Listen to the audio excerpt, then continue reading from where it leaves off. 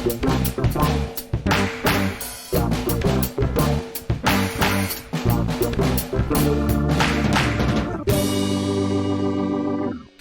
welcome to Star Wars Spelt Out. I'm your host, Josh Chapman, and today, happy May the 6th, everybody. There's no May the 4th show, so people have things going on, including myself. So we're on May the 6th, and lucky enough to have two of my buddies who've been on before who are in the same city, but you know how things are. We can't be in the same room, sadly, so we're doing the old over the internet call. It's Matt and Sean from Blue Bantha Milk Co. Hey, guys. Oh, here they come. Hello. Hey, how you doing? Just for people at home, we are doing a video version of this, so these guys are the video master blasters, so they're stepping me through. So I'm feeling very professional. Happy May the 6th, guys. Yes, and to you as well.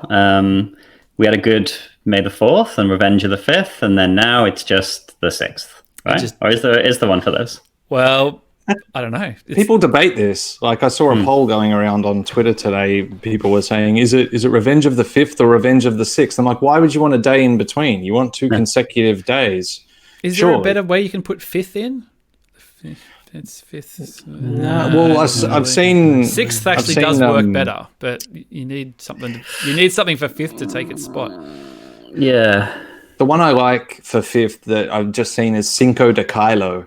Oh, that's good. That's good. Yeah. I was gonna say they need to have a new Star Wars movie called Attack of the Piths or something like that, just for the pure reason it's like, oh wow, Taika, why did you name your new Star Wars movie Attack of the Piths? He's like, well, I just wanted Revenge of the 6th to sound better, and we needed something to put in, so that's that. And that's it. Who's going to argue with me? I'm Taika Waititi. That's it. It sounds like one of those characters that George Lucas would have come up with, and it's like, yeah, actually, the entire galaxy, even the wills, they're controlled by the Piths. The Piths. Here's a book I wrote everything, about it. Yeah. It wouldn't even be a book. He'd just be like, somebody just ask him at a board table, like, George, but who? Oh, let's just say the Piths did it. Yep, that's it. That's your canon. Go change your books. Napkin that I wrote it on. I wrote this napkin in 1975. Just the yellow legal pad. Just rip the bottom bit off and be like, here you go. Yeah, he probably really did good work for the yellow legal pad sales in 1999. Although he's a bit of a one-draft wonder on those prequels, though, wasn't he? Yeah. Can you do less than one draft? Just some bullet points. Just like how many times does it take, for Rick McCallum to just say, yeah, that's great idea. Whatever you need. Needs nothing. Whatever you need, George. Just make it happen. I don't know what Rick McCallum's voice actually sounds like. That was kind of somewhere between Richard Nixon and I don't know what. George. Oh, George. Just get out there and you tell those stupid kids to buy those damn toys, George. I'm Richard Nixon, your most trusted producer. Jar. Now Rick McCallum's more sort of like, dude, like he's that amazing clip in that documentary where it's like Hugh McGregor, he's just like, oh, Hugh McGregor, he's cool. He's just like, dude, I'm as cool as you. I'm as cool as the hottest young actor in Hollywood. Yeah, dude. So he's like a big grey-haired, corporate surfer. He's gone to ground, hasn't he, Rick McCallum? Yeah, he has. Yeah, he doesn't really get that much. He doesn't get wheeled out and sort of brought back into the mix, does he? He just sort of appeared for the prequel. Episode 1 panel. No? I know, right? Was there a falling out? Am I missing something? Maybe he's the keeper of the stories that people know. He's just like, and then me and Tony Daniels got a bunch of hookers in Tunisia and things got wild. I'm just like, oh, Rick, we can't have you telling your episode 1 stories. What are you talking about? Oh God, that would be. Yeah, I would pay to see that behind the scenes doco. I really would. Yeah. What was that footage? Where's that footage? Well, especially now, if they're making films now, there's always the official behind the scenes doco, but then there's all the actors and all that now with smartphones with decent quality cameras. And it's I would love to see a behind the scenes. It's just an ensemble of everyone walking around doing this when they shouldn't be. Have you ever seen... That would be amazing. The Lord of the Rings box sets have those mega documentaries on them. So oh yeah. But there was a DVD release that came out somewhere around that on a different set of DVD that had a different, I think it was only Fellowship, had a different documentary on it that wasn't those ones. And I think on the Blu-rays, it's on there. And it's really weird because it's not as highly produced as the ones on the DVDs. And it's a little bit more like, there's like people just having arguments and stuff on there. Just like, yeah, it's really unspoken about. If you've got them on Blu-ray, I'm almost positive they're on the Blu-rays, or there's one on the Blu-ray. It's not the official ones; it's another one, and it's a lot more just like someone with a handy cam just walking around like the back streets of Weta. Oh, because they did do video diaries, didn't they? Yeah, no, but it was like it's not that. It's something not else. that. It's, Okay. Hang on. You know what? Yeah, I've got the Blu-rays. I should look. I'm going to run and have a look. I've literally got my fingers right. I'm going to see if I've got it. Hang on. This is chat amongst yourselves, people. Oh yeah, yeah. So yeah, Sean, what are you doing? Not much. Have you listened to that podcast that's all about how the Phantom Menace, the first draft, what it was going to be? No. Back when it was called like Episode 1, The Beginning, and there's like a making of book that has like the first draft of the script. And the only thing that jumps out for me is that so when you got the two Jedi, Obi-Wan was the older one, Qui-Gon was the younger one. Wait, he's back. I think someone's got him. There you go. There's a dead end. I'm calling that. They're not there. Sorry. Sorry, guys. So what was that? Sorry, Josh so rudely interrupted. My bad. I just remember this thing, there's this podcast, and I think it must have been for the 20th anniversary, and they went through all these different makings of, and they did a Rick McCallum episode and all that. And when they did the thing, and it was all about Episode 1, The Beginning, like when it was originally called that, and it was pretty much the same film, but the one big change was Qui-Gon was the Padawan and Obi-Wan was the Master. And at the end, Obi-Wan gets killed by Darth Maul, and Qui-Gon changes his name to Obi-Wan as a tribute to the dead Master, and that's Obi-Wan. It's another old switcheroo. Like, are there enough people taking up different personalities in that movie? Like, there's there's Sidious and Palpatine. There's Padme and Amidala. There's at least two. There's more, isn't there? Isn't there another switcheroo? I don't know. I would love that. Well, I guess the idea is that you must be thinking, okay, how can we make the prequels unpredictable? So you think to yourself, okay, well, we know Obi-Wan's always going to survive. You know, that's obvious. And then you kill him off, and then you change another character. Yeah. They just assume his name. So he's just John Hamm from Mad Men, is he, basically? Yeah, that's it. There's a spoiler for Mad Men, everybody, which I've never seen, but I know that's what happens in Mad Men. So, I've never seen it. No, I've just ruined it. I tried. Sorry. Have you tried? I've tried so many times. I just can't get into it. No, I've watched 2 or 3 seasons of it. Oh, wow. I watched 2 or 3 episodes and I stopped. Like that was sort of where I got to it. 2 or 3 seasons and you couldn't get into it? Yeah, that's commitment. I've tried a few times. I've gone away and I've come back. So patient. This one's going to come. Yeah, there's a man with no children right there. He's just like, I'll just dip back into this TV show that I didn't get going on for 3 times and just have another crack at it. But everyone keeps telling me it's the best thing on TV. And I'm like, no, I'm going to work this out. But every episode just felt like a homework assignment. Like I was doing it for like obligation's sake. And I was like, there's too much good TV. And because I guess it was like, I downloaded them and I watched them and then I tried it with someone else and then they came on Netflix. So I was like, okay, I'll give it another swing. And that was it. Third time was the not charm. Take that, Ham. So yeah. So have you guys watched the Mandalorian documentary? Yeah. Yes. Pretty good. It was pretty good. Pretty good. Yeah. No, nothing really good. Groundbreaking, not like sort of something that we didn't already know, but just interesting to hear them sort of chit chat, really. And I was surprised that they got them all in a room together. I kind of thought that you have all these different directors and there's just no way you can get them all to cross paths. But it looked like they were actually hanging out quite a lot, like even on sets and stuff. Yeah. It was interesting to see, like, there'd be a few shots where it would be, people on other people's episodes and stuff like that, which is cool. Like, it's well, I guess they all cameoed, or 3 of them cameoed in one of the episodes as like the X-Wing pilots. Yeah. So I guess I thought, okay, well that must be. But yeah, no, it was great. I was sort of surprised. Oh, sorry, you go, mate. No, there's the one thing that sort of stood out to me that I was laughing about was when Bryce Dallas Howard is talking about her experience, and she's like, oh, when I was 6, my father took me to Japan, and I met Lucas and Kurosawa and all this. And there's like mind-blowing. There's a bit where like Taika Waititi's looking at it and you can just see this kind of thing just pass over his face of just like, I worked myself from the ground up doing shitty theatre work and every opportunity I had. And she's like, yeah, I just fell asleep. And they were talking to Lucas and Kurosawa. I'm like, oh, we come from very different backgrounds, you and I.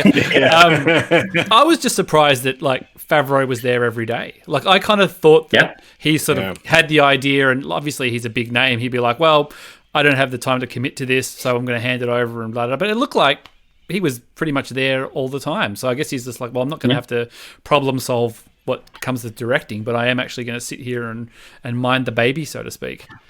Literally as well, I suppose. No, he's like, you seem very, very hands-on. And he seems like he's going to be just as hands-on even just with the doco. Like if you watch the trailer, that roundtable format comes back, it looks like, in other episodes, and it looks like he's in all of them as well. So like he's taken showrunner and just like realized like, no, I am running the show. Yeah. I guess as a fan, he's like, hey, I know what people want. You know, if you're going to do this documentary, let's like, you know, give them some meat here. Let's not just have a couple of, because there was a bit of like people obviously being interviewed on sets and stuff, but then also just that nice little round table. I assume in Jon Favreau's lounge room or whatever that it was, or it's his bathroom. That's his guest bathroom. His guest bathroom. No, it was good. I'm curious to see where they go next. But they sort of like, we had May the 4th come out the other day, and then like Peyton Reed was like, "Hey, I'm doing a start of Mandalorian," and then Robert Rodriguez. Are there any ladies doing season 2? Not announced so far. Not announced. Like I think there's 5 have been announced already. I know Deborah Chow's doing all of Obi-Wan, 5, but Filoni, Weathers, Rodriguez, and Reed. I always forget about Filoni. Yeah. So Dallas Howell's not doing another one? Could announce it tomorrow. Could be announcing it right now. Who knows? Do you feel like all this, like all this the stuff that got dropped, like we got the the doc and the Clone Wars and Rise of Skywalker streaming on May the 4th, but then all of a sudden it was like announcement. We'll get to Taika Waititi one, obviously, which is a huge one. Do you feel like this is like, hey, there's no celebration. We would have held our powder and dropped this at Celebration, but now we might as well just drop it now. Like I kind of feel like the Taika Waititi one, you could have waited 6 weeks or whatever it is, or could have brought him out on stage. Well, that's what I mean. Like you're kind of going, hey, nothing's going to happen anyway, potentially. Yeah. Like it seems like, it'd still be probably. Is this the two? They didn't say this is the 2022 movie, did they? No, they just haven't put times. There's no timeline on it just yet. Because he's doing Next Goal Wins at the moment, and then. Is this Star Wars going to be after Thor, Love and Thunder? So he's got 2 films to make first. Yeah. Which makes me kind of wonder. It's like you would normally you drop that in the big room at Celebration. You do the future announcements and be like, ladies and gentlemen, here's Taika Waititi. Everybody loves you. Yeah. Everyone loves him. So it just seems strange that they're kind of like, oh, we might as well just announce it now. Yeah. Someone said to me that tickets for Celebration had gone back up the other day. I think they haven't stopped it with me. I don't think. Well, they're like all day tickets, and I was like, no, hold on, what? So I didn't check this or verify it. Like, I'm going to look right. Someone told me that they could buy all day tickets again, and I was like, but hold on, they just announced that we're watching the COVID situation, so stay tuned. So part of me wonders, like, if that was the case, are they putting them, or are they taking more sales for a future event, knowing that they're going to postpone the thing or something like that? They're waiting till after May 4th. Well, the countdown, because like the first thing you see on the website is the countdown. So it literally says 113 days, 8 hours, 32 minutes, 26 seconds. Ugh. Like it's still just counting down. No, you can't. No, Thursday, Sunday, and kids 1 day is all that's left. Friday, Saturday, so still the same. 4 day, all sold out. So unless they know something we don't, but I'd say they know a lot of things we don't. But I mean the person who told you that they got one. But it's it's funny though, because it's like you can't have a podcast these days without getting into a bit of COVID talk, and I obviously brought it up first thing, but America is opening, like they're doing it regardless. Like stuff is opening up. Like they're talking about Disneyland opening. Batshit. They're just going, well, it just seems to be, we're just going to suffer the consequences and just get this thing rolling. So it's basically really going to come down to what the mayor of California or whoever's in charge, the governor of California, decides to do. Because, we're not going to get let out. We're not like if they go, hey, it's going to happen. They're not going to let us out of the country. We are locked down. Because and it's so not it over. should be. It's not over. It's not even remotely over. No, like all of our initial cases and stuff like that. Like, anecdotally, I was told, go to this article. These cases that we got weren't coming from China. We were getting them from Western countries, and hint, hint. Like most of our cases were imported. US. Thanks, US. So look, good job. But it just means that there is potentially like it could open up. But I think like Celebration gets so many people from all over the place. I feel like that even if they technically could do it, they won't do it. I think like, shouldn't. There's no there is no it. upside for having it at the moment. There's like they lose practically nothing doing it next year. Yeah, there'll be some weird contract like clauses and stuff like that. They'll have to reimburse the hot dog guy arguments. Or something. Yeah, like there'll be arguments. Like basically, let's just put it that way. There'll be some arguments over contracts and legals and bookings. There'll be bookings that were already in place for the year later. At venues, and there will probably be a mad scramble to try and find stuff like that. It screams of them trying to avoid doing a hell of a lot of work for as long as possible, but then at some point it's all going to have to happen, and they're going to have less time to sort it out. Anthony Daniels going to have to move his book back a year. Like he won't be able to plug it. I feel like I'm just shitting on Anthony Daniels too much on this episode. He can plug his book for an entire more extra year. Oh, I guess his next book. Like it's just like part 2, the things I left out. I don't know. Have you read it? No. Have you? No. Okay. Nothing against the guy, but I did that conversation. Yeah, I was waiting for the big juicy bits. He's like, that bit where he punched Kenny Baker in the head or something. Or there's a interview he did for Wired. I was telling this on one of our live streams. Like, if you haven't seen it, watch it. It goes for like 40 or 50 minutes or something like that. It's excellent. It should have been on the Rise of Skywalker Blu-ray. Like it should have been an extra. He just talks about his entire career as 3PO. Like every iteration of the costume, all the changes, all the crap that he used to have to go through to put the thing on, and like how they didn't fix things as basic as putting the mask on as easy as they could until the final film. It's like it was a couple hour job, and then for the very last time that he has to do it, we can just use magnets. Oh, who knew? Click, done. Have you ever seen him in anything not Star Wars related ever? Like, have you ever watched a movie and gone like when Tim Brooke Taylor died from the Goodies? Like, I was a huge Goodies fan, and of course I fell down the Goodies rabbit hole. And then like I just remember as a kid watching. I don't know, it must have been like EastEnders or something like that. Not something I would always watch, but like for whatever, it was on the ABC at like 6:30, the TV's on the background. And then like Tim Brooke Taylor would be on, and I'm like, well, that's weird. That's Tim from the Goodies, what's he doing there? Like it sort of really took me out. But I suppose, like Anthony Daniels is always C-3PO, 99.9% of the time with the mask on. Have you never ever watched anything and gone, that's weird. That's a little disconcerting. Like, it's disconcerting seeing Carrie Fisher sometimes pop up in stuff. Like, even like Blues Brothers, which I love, I've seen a million times. I'm like, it's Carrie Fisher. If you go through Daniels's IMDb, it's so much research. Star Wars. And then just random like English TV stuff. Like, he was in Randall and Hopkirk Deceased. He was on Holby City. He was in Doctors. Okay. Like, just one episode recently, stuff. We're talking like 83, kind of like just... Yeah, I would say, okay, going from the top down, the last time he was not doing anything in Star Wars or as 3PO was in 2012, 2013. He was the narrator on Dirigible Days, I guess, about like blimps. And then pre that, in 2008, he was a voice in Help, I'm No Bigger Than a Bug. a TV movie.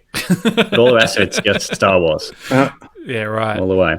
I wonder if it's wild. I wonder if it's like what percentage of it is just like typecasting, or anytime Star Wars calls, he answers the phone and he's just pretty much busy doing Star Wars. Like even though we've had massive droughts of films and stuff, it always feels like video games and everything else and presenting and all that kind of stuff. It just sort of Well, they've been a constant. Like the droids have been in so much stuff. Like while we've been waiting for films, like in video games and all that sort of stuff. He seems like the one consistent voice that they had. Like Vader, forget about it. It's like how many different voice actors have they had try to do Vader in video games? Never quite sounds right, though, does it? Vader, even James L. Jones doesn't sound right now. Like James L. Jones in Rise of Skywalker doesn't sound right. He sounds old, just a little different. But even same as Rogue One as well. He just a little different. He just sounds a little different. He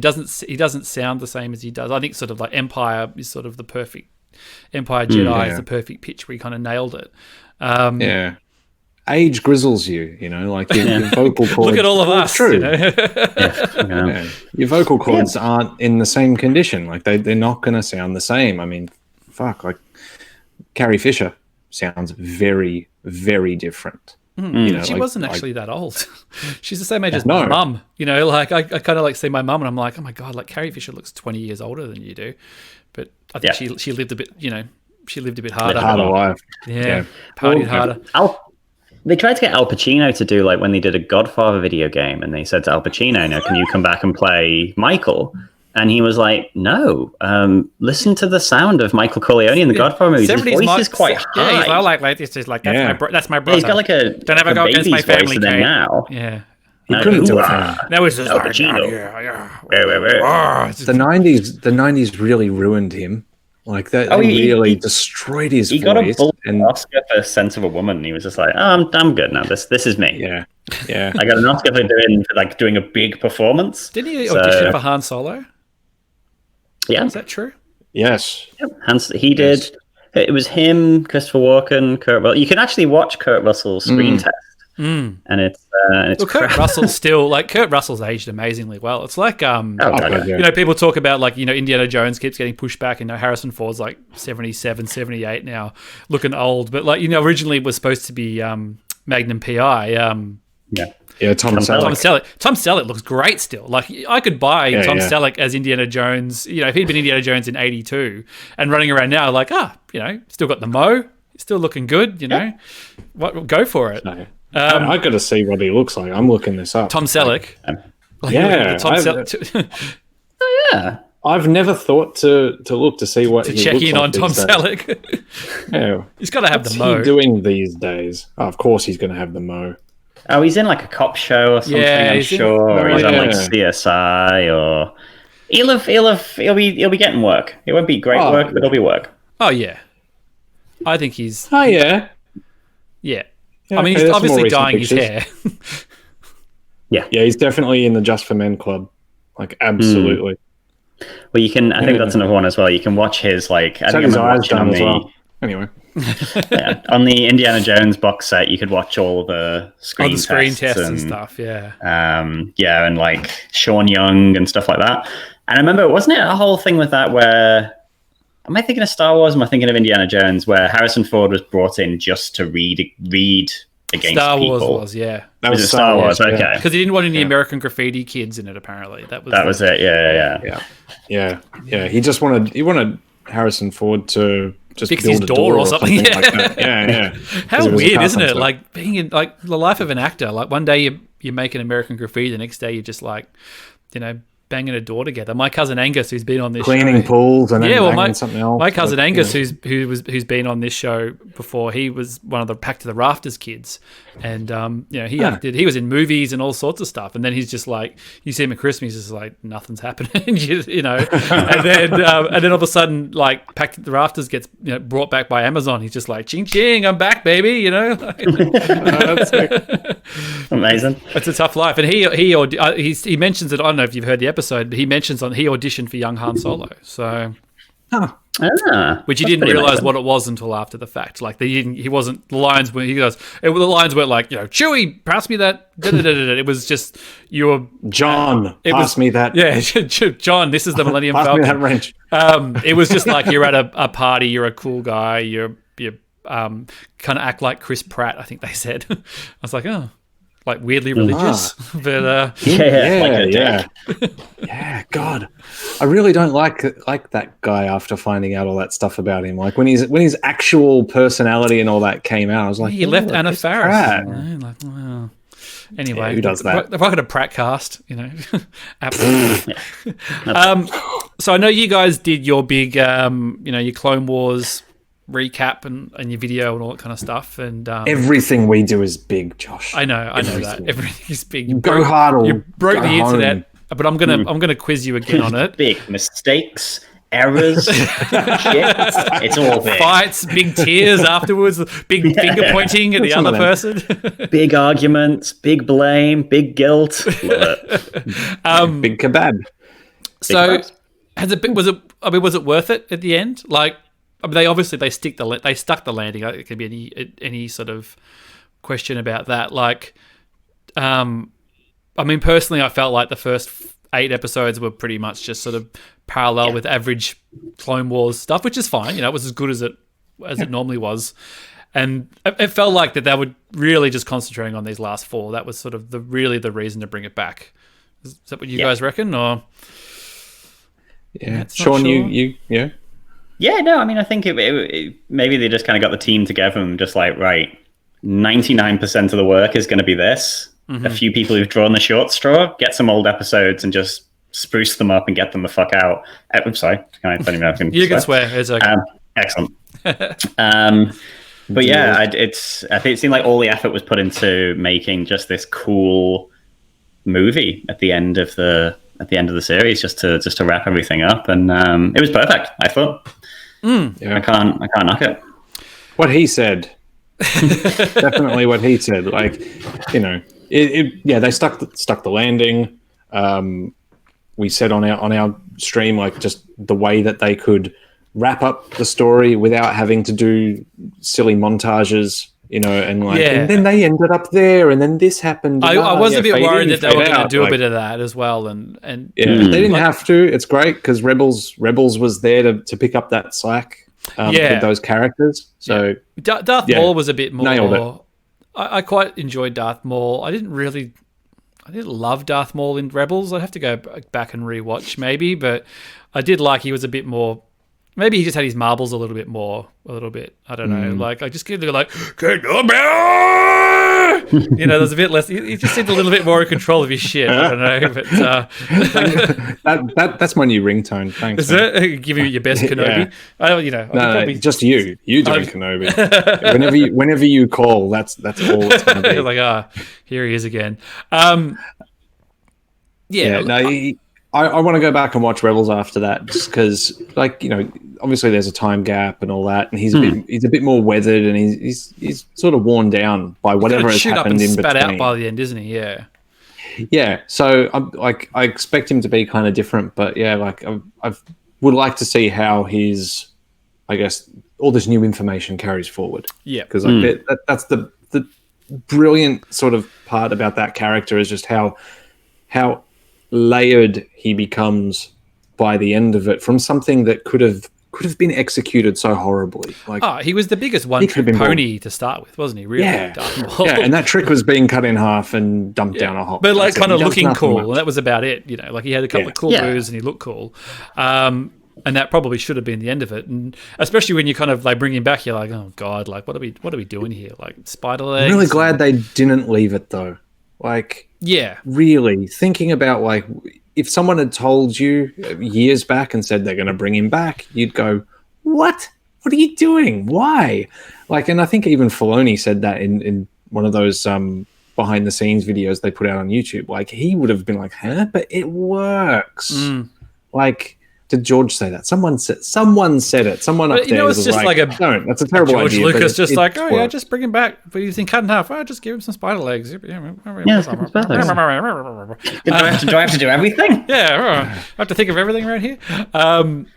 I'm so glad someone didn't win at arguing against it, because like what we got with that story is incredibly good, like and valuable, I think, in terms of what it adds to the text. You know, were you guys sort of surprised? I mean, I was that it overlapped Revenge of the Sith. Like I just assumed all along we'll end up with Anakin and Obi-Wan getting in those fighters and getting ready to fly off, and like the Chancellor's being kidnapped would have been I was like, well, that's the end there. That's where they'll end it. Yeah. And then when that kind of happened in the second episode, I was like, oh, okay, this is interesting. Like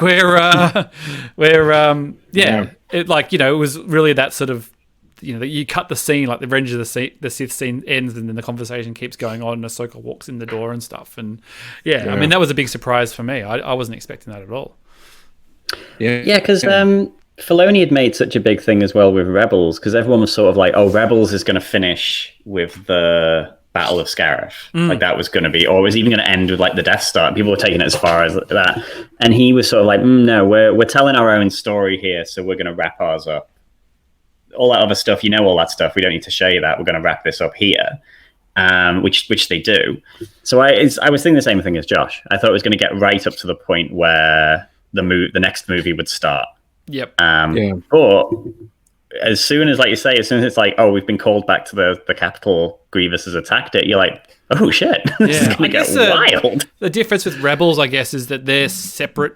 They're not as intertwined as the characters in Clone Wars. Like Ahsoka is directly, you know, with those characters, you know, with Anakin, Obi-Wan, all those people. Whereas like the Rebels, like you said, like they don't. It's not like they've been crossing paths with all those characters leading up or anything like that. So you can kind of, you know, push them to the side. It doesn't really matter.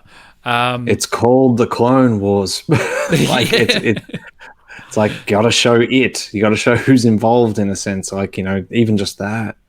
They could have done that. They could have just ended it right there with like, yep, off they go, and there's episode 3 now, and that's the Clone Wars done. Like they could have done that, but it would have been a bit of a cop out. Like, I think the way it led up to it, you know, like if we got into episode 4, like if they caught Maul in the end of episode 3 or halfway through episode 4, and then, you know, they bring him in, and then it's just like, oh, good work, okay, and then you have like a, you know, like a little knowing look between Ahsoka and Anakin. You're like, oh, isn't that sad? What a way to end it. That's the way that they looked at each other before they went their separate ways, and maybe you could get away with that. But is Padme pregnant? Is Padme 9 months pregnant at the start of Revenge of the Sith then? Excellent question. And we did talk about this. How long do you think, Josh, that Revenge of the Sith, from beginning to end, how long does it take? Well, Days, I always months, thought weeks? it was like 6 months or something originally. Yeah. But just given that she's like, oh, something amazing's happened, I'm pregnant, and he's like, oh my God, and then they're hanging out, and I'm going to have my baby, and then, you know, she's holding, like when I had Kat, my partner, on, and we were talking about, like, I showed her a picture of Natalie Portman, like, you know, and she's like, there's no way she's got twins. There's no way she could stand up to twins. It's just impossible. That's it. You know, there's no way people could not know that she doesn't have twins, including herself. That's already, exactly. You know, I think George Lucas, I mean, it just shows George Lucas got a lot of adopted kids. But I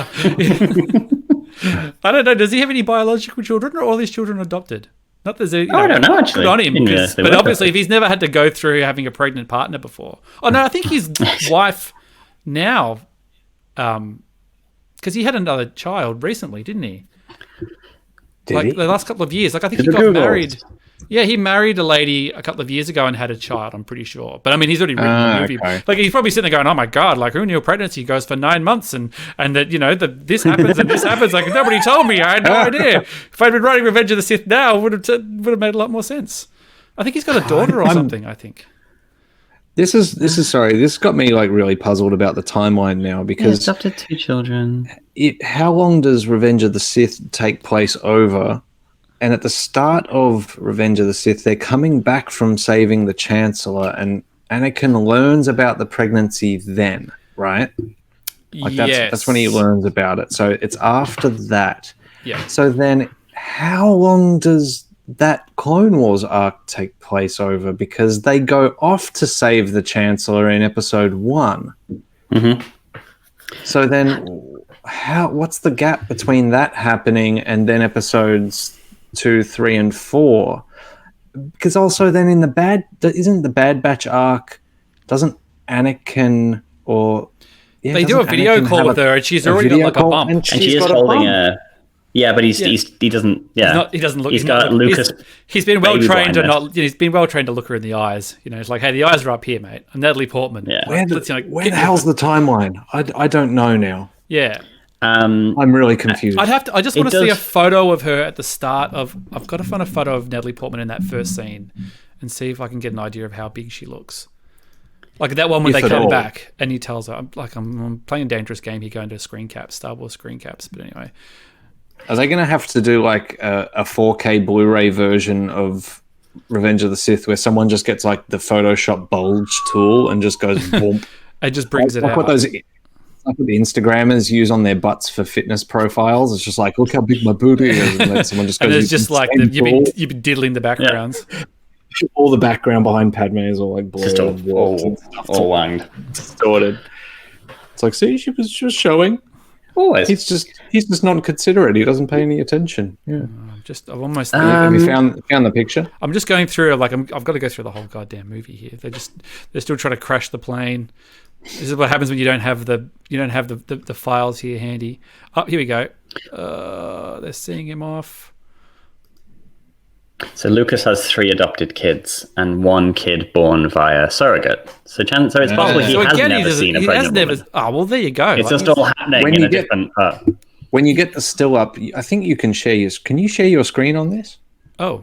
Like down the bottom of StreamYard here, can you see a share screen button? I want to see it. Oh, yeah, I've got that.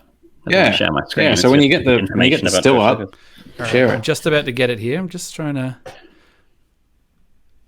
So this is possibly a woman who is 9 months pregnant with twins and about to give birth in 45 minutes. And the thing timeline. He doesn't even notice. I'm just trying to. There's a lot of shots from the top of the head.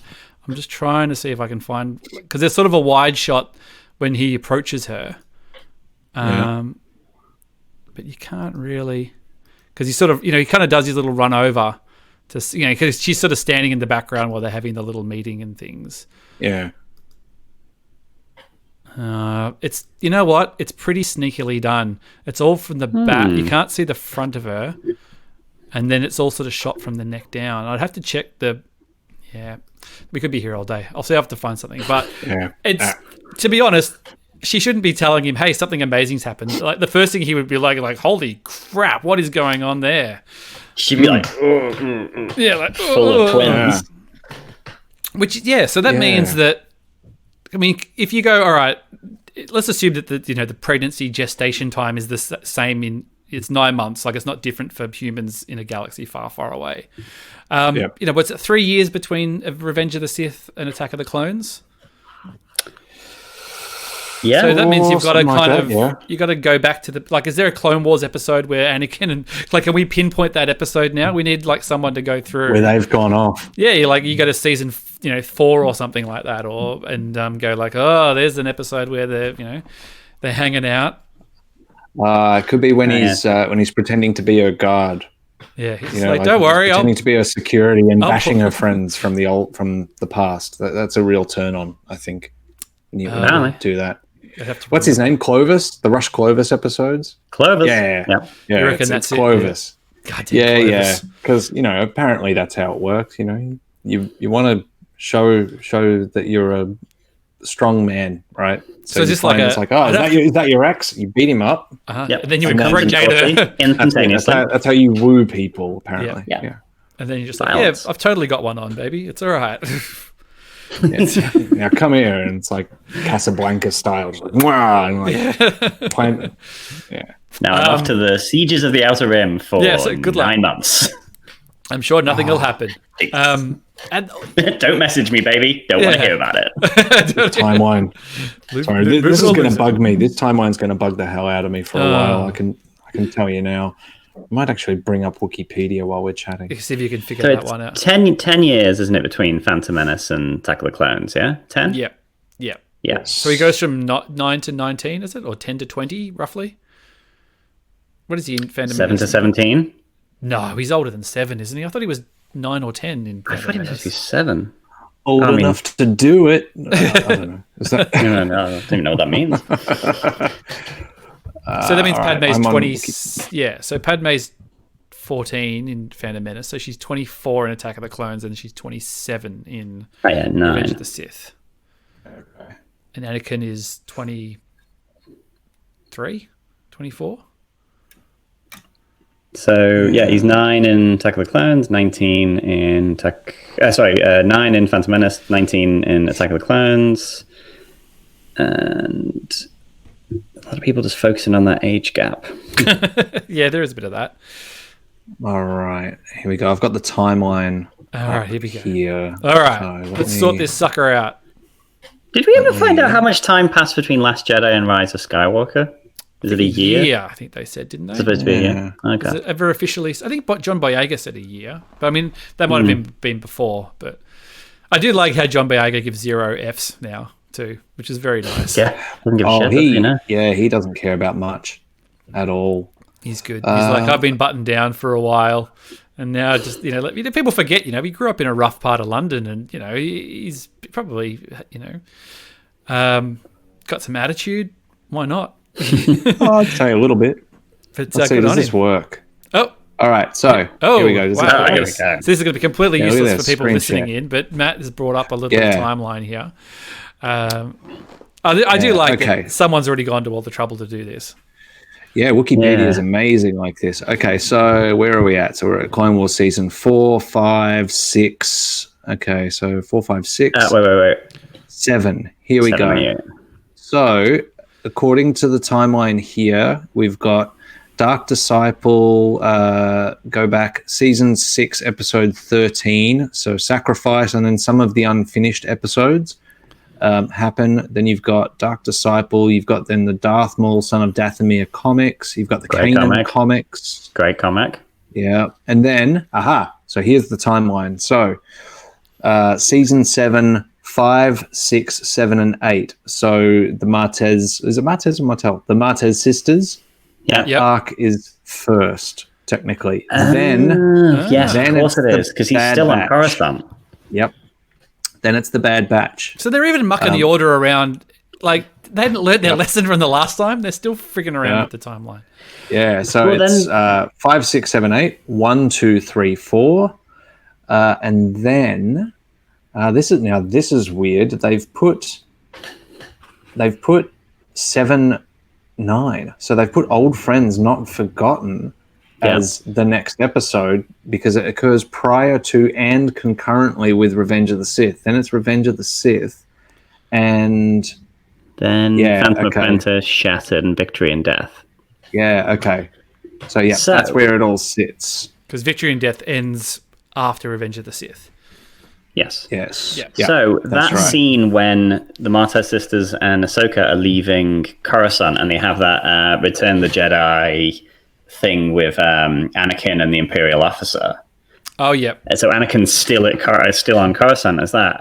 Does that mean then that between that and the Bad Batch, when he's off in the sieges of the Outer Rim, is months and months and months and months later? Or is it like, he's just come back for a bit, but he doesn't have time to go and see Padme? But that means you've got 9 months of story that hasn't been chronicled in the show. Because there's only 3 years. That's what I mean. There's only 3 years there, and then you've chopped 9 months of story. Like, it has to have happened. Like, unless Anakin... that means that Padme's around Anakin for months and doesn't mention she's pregnant. I think so, because then... Ahsoka pretty much meets Bo-Katan straight away, and then the Siege of Mandalore starts. So the timeline sort of gets a bit freaky there. We could just assume that Anakin's a massive dumbass, basically. Then I think Anakin's a dumbass, and we got to assume that. I think maybe after the Martez sisters leave Coruscant, so does Anakin, and Bad Batch happens at the same time, and then they all end up in the same place. In that episode in the Bad Batch where Anakin and her speak, is there any mention of the pregnancy there? I can't remember. Or is it just that she's obviously got a bump and she's got her hand on her belly? I mean, she literally says to Anakin, like, something amazing's happened, I'm pregnant, and he just looks like someone has just, dropped a 10-ton truck on his head. Or he's just like, oh man, like I was free and now I'm in this. Oh, wow. All right. I didn't think I would ever say this, but I'm probably going to have to go back and watch the Bad Batch episodes again. That was on my list of Clone Wars episodes where I can easily just go, yeah, I don't need to see that again. Like, I know it. That's fine. Skip them.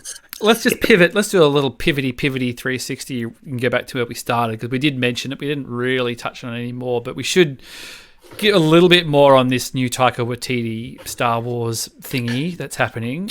We didn't mention that the lady who co-wrote 1917 is involved in it, and they've also confirmed the Russian doll lady is, which I haven't got their name in front of me, is doing something as well. So, yes, throw another Star Wars property on the Barbie. So that's Mandalorian, Cassian, Obi-Wan, and then this is the 4th streaming show. Mm-hmm. The new one with the Russian doll showrunner. Yeah, which I'm predicting is a spin-off of Mandalorian with Ahsoka. You reckon that's the Ahsoka spin-off? Could be, possibly. I guess maybe if they've just done the big Clone Wars thing, they've really, if that character's as popular as she's ever going to be, and then they're going to have her in Mandalorian live action as well. It could work. Yeah, why not? It could absolutely be that. Like, if they keep branching out and introducing new people, like, we'll just end up with this spread that's going to be too much to sort of keep track of for a lot of people. Plus, you're adding in, like, the High Republic, and that's its own thing with its own characters again, and that's coming out soon. Like, it would just be overbearing. So, like, this period of Star Wars, like, I think Sean's right. Like, if Ahsoka is as popular as she is right now, like, they'd be crazy to not just put some focus there. And they don't. I mean, the part of the massive, like, crossover appeal of Mandalorian was Baby Yoda. Like, you can't really pull that rabbit out of the hat twice. Like, it's that that got casual to non-casual fans into it. Like, are we ever going to see? They're going to have to live and die a little bit more on their merits, aren't they? Like, you're not going to be able to just pull out like a Baby Yoda again and hope people are going to jump on. So, yeah, I mean, like, nobody, like, I could ask 20 people who say they like Star Wars and none of them want to know who Ahsoka Tano is. Yeah, but that'll change. That'll absolutely change. Like, especially, like, I think with Disney Plus, like, now getting kind of crazy COVID numbers and whatnot like that. Like, people are bored. People will see more stuff. It'll get exposure. It'll absolutely get exposure. And there's a lot of articles coming out now that, the best Star Wars character is someone you've never heard of, on like BuzzFeed and stuff like that. So it is, she's kind of bleeding into the zeitgeist. Didn't they just do like what's your favorite? What's the best Star Wars character? Didn't they just do something? And I just put tolerant fan as the or accepting fan or something like that. Yeah, that's the best Star Wars character. Just so that we're, like, not saying, that person's whatnot. So the showrunner of Russian Dolls, Leslie Headland. Oh, cool. Thank you. Well, I need to put the actress from Rush. She's awesome. Put her in Star Wars. I forgot her name. I'm really bad with that. She was in American Pie. She's in a bunch of stuff. But what's her name? I want to say it's Natalie, but I don't think it is. She's hilarious. Yeah, she's very funny. And the co-writer, so it's Christy. Yeah, so Christy Wilson Cairns is the co-writer of 1917 and will be co-writing with Taika Waititi. Do you have any? And she did. I was just going to say, do you guys have any inkling of what you reckon? Old new story, established character, spin-off, established timeline, High Republic. The High Republic doesn't feel right. Oh, if they were going to do a movie for High Republic, they would have said so, I think. Yeah, I think they're waiting to see how that one blows out, see if people like it or not. But, I mean, it feels like, I don't know. I'm not quite sure where they go with new movie Taika Waititi. Get a bit wacky. Ewok movie. It could get wacky. He's got the chops to do tons of different things. Like, that's what I mean. Like, there's no kind of, it's not like you go, if it was, I don't know, Michael Bay, you'd be like, oh, well, it's going to be some stupid action. It's going to be action, like a war movie action stuff. But, like, Taika Waititi he's done like horror comedy, historical stuff, indie, comic book stuff with kids. He's good. He's good at making, like, Boy and Wilder People and Jojo Rabbit. Like, he can you can have a kid as a central character and make it work without it seeming like it's a grown-up pretending to be a kid, if you know what I mean, or a kid pretending to be a grown-up. You can make it work. Yep. I just want some nice, thick New Zealand accents in there. The real annoying thing about like the news gets announced, you know, most people are like, oh, this is going to be great, and like, you know, obviously you got those people like, I don't want the MCU and Star Wars to be the same. It's like, the dude's made tons of movies. Dude was nominated for an Academy Award for something that's not an MCU movie. Watch some other movies, dickheads. Like, seriously, there's other things that aren't these two properties. Like, get an opinion. God. I sent you the screenshot I took of someone who was like, oh, this is good news as long as there's not too much comedy in it. You're like, have you seen anything that he's done? All he does is he's got that, and me and you, Matt, have talked about this before. He's got that perfect balance of like heart and comedy. You can just do them both at the same time. Yeah, and it'll be great. When we had Saf on, I think the time before, she's been on quite recently, but when we had her on the last time, we you know, there was talking about that of him doing a movie even back then. It's just like, you got to let the eagle soar, man. There's no point getting Taika Waititi and then being like, what's all this freaking? Why is this so Taika Waititi all over it? Like, that's how Lucasfilm have been burnt because they've hired directors with particular tones and voices, whether you're Lords and your Millers and your Gareth Edwards and all those kind of guys, and then they've sucked the life out of them a little bit to create something which is more Star Wars. I think you've got to be careful, but I think the fact is that like he landed that Mandalorian finale. And there's a lot of Taika Waititi, but there's a lot of Taika Waititi in that is different to those other episodes, and people loved it. So it's you could let the eagle soar, man. Which is well, I mean, that's the thing. The MCU Ragnarok was such a big shot in the arm to keep that whole, because I think Ragnarok. Yeah, and I think that completely changed. Like the Thor trilogy had gone down the toilet. Like that was shit. Like no one gave a shit about that character, and then he just kind of brought it all back, completely changed it. And when you watch like Endgame and Infinity War, there's a big trying, like other directors and other writers trying to do that sort of Ragnarok thing of like trying to be reverence a little bit, and and failing and succeeding in kind of differing measures and stuff like that. Yep. But he's definitely sort of gone in and done completely his own thing. Like you watch that movie and you're like, oh yeah, this is Taika Waititi. Yeah. You know, when you watch some of the other movies, the MCU, you're like, I could have done this. Wow. What are you doing slamming on a podcast, mate? Because I'm just going to, be told what to do by, they all look the same. So I just point and do this. That's true. Just a white guy in a baseball hat and, and a beard. You could pass for any, Marvel director. That's obviously, made him qualified for most jobs. Obviously. People that have been working hard, but no, here's a guy in a baseball cap and he's white. Yeah, give him a job. I thought I was talking to Josh Trank. I didn't realize, but he's still. Exactly. Although Sean's got his pants on still, so True, I haven't wrecked any houses and smoked too much weed and made a shit film. And a shit. Oh God. I think Taika, if you're going to give him something, I think the smart choice would be give him something that we know about, but we don't know too much about. We know, it could be a period or a group or something that's been name dropped, something that's been existing in kind of the outskirts of the canon. That any nerd will sit there and go, yeah, I know, oh yeah, that, yeah. The thing they've speculated about. Was it the Yuvong Zong or the Uzon Vong? Except for that. The stupidest EU thing. But then, if Taika would, the thing is, they could literally say anything. If they were we're doing the Dengar movie and Taika Waititi, I'm like, great, because he'll find a way to make this interesting. Same with Boba Fett. I had Hawes on the other day, and he's a big Boba Fett guy, and I'm just like, oh well, but he's excited. I'm like, I would be, he's got a New Zealand accent. There's a start. Well, that is one. I hadn't even thought of that. Oh, that would be great. Actually, do a Tamara Morrison would be probably age appropriate. Well, even what's his face, Daniel Logan.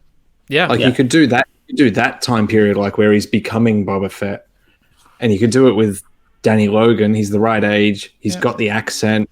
One a of them. ragtag bunch of misfit other, bounty hunters and people trying to F him over. And Reese Darby, Jermaine Clement. Yeah, get him in there. Get them all in there. If they're not in whatever he makes, that would be just a travesty.